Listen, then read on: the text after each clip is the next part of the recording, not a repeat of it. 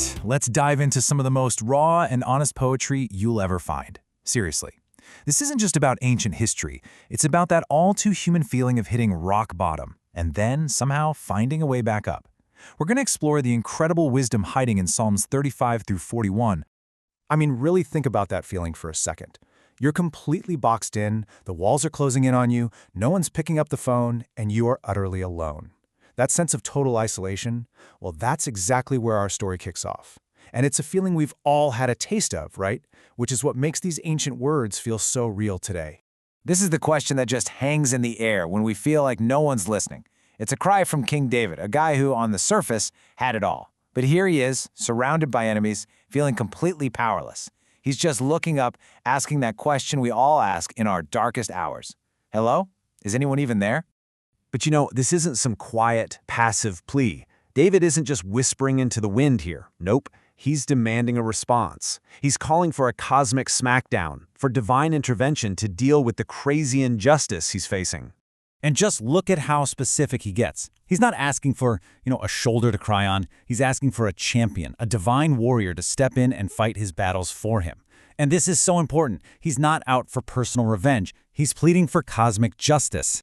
So, to really get what's at stake, you got to understand these two opposing forces that are clashing throughout these psalms. It's more than just good versus bad. It's a collision of worldviews, a real battle between two totally different ways of living your life.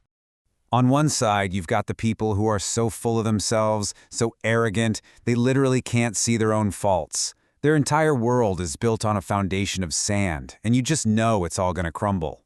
But then, on the other side, you have the righteous, the ones who find their strength in something way bigger than themselves, choosing patience when everything in them wants to lash out. It's this timeless fight between ego and humility. And then you get this absolutely incredible image: God's laughter. Now, this isn't a mocking laugh, not at all.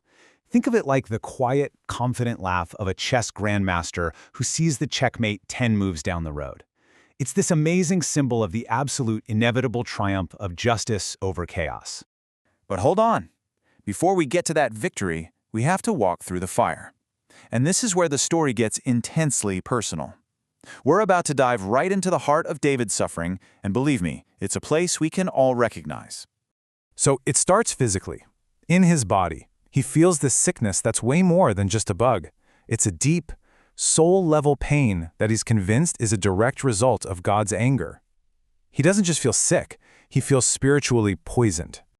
And then he turns the spotlight right on himself. In this moment of just brutal honesty, he faces his own failures, his own mistakes. He connects his pain directly to his own sin.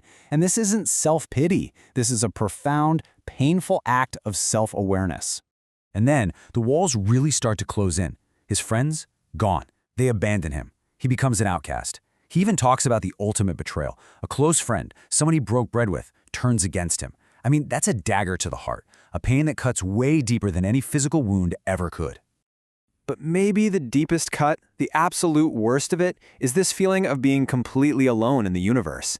He feels like a foreigner to his own God, a lost soul just wandering in the dark. This is rock bottom, the point where it seems like all hope is just gone. But it's right here, in this pit of complete and utter despair, that everything changes. A light just cracks through the darkness.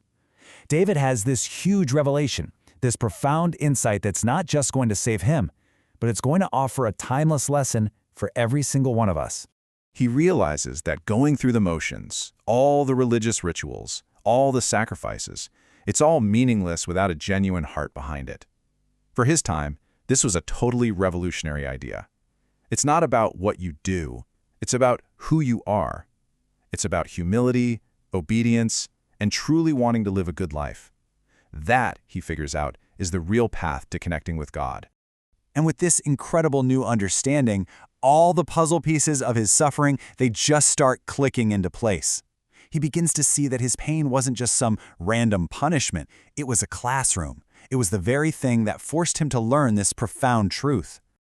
This is the moment of rescue. That slimy pit of despair, the quicksand of his enemies' plots, he's pulled out of it all. And it's not just about surviving, it's about being placed on solid ground, with a totally new perspective and a new reason to sing.